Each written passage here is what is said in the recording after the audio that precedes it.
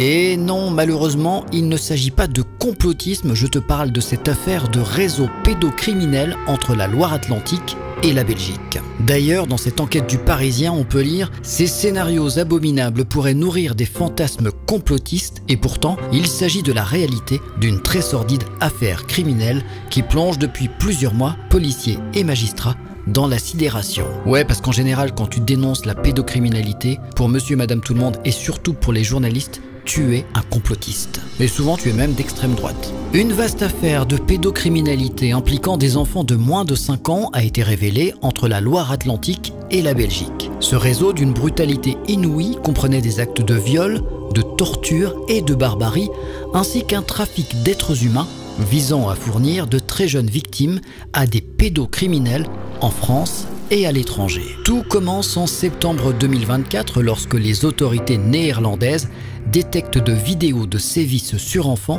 circulant sur Telegram et le Darknet.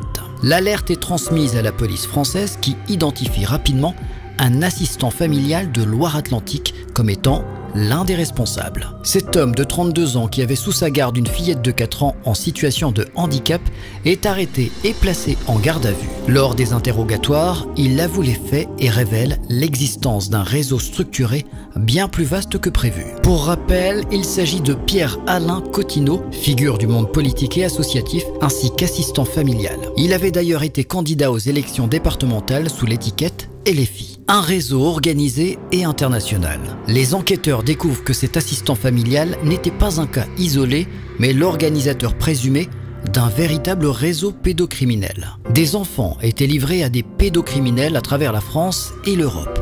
Les abus étaient filmés et diffusés sur le Darknet.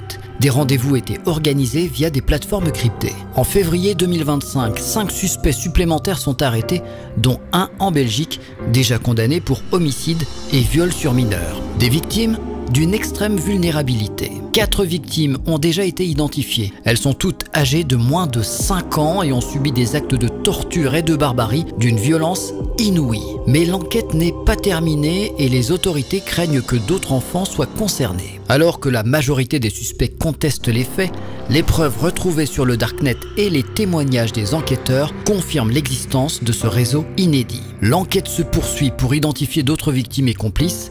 La police cherche à retracer l'ensemble du réseau. Le Darknet et Telegram restent des plateformes clés pour la diffusion de ce type de vidéos. Ce scandale pose de graves questions. Il existe de nombreuses failles dans la protection de l'enfance et dans la surveillance du Darknet. Combien d'autres réseaux existent encore sans être détectés? Si tu as regardé la vidéo jusqu'au bout, n'hésite pas à écrire en commentaire Loire-Atlantique.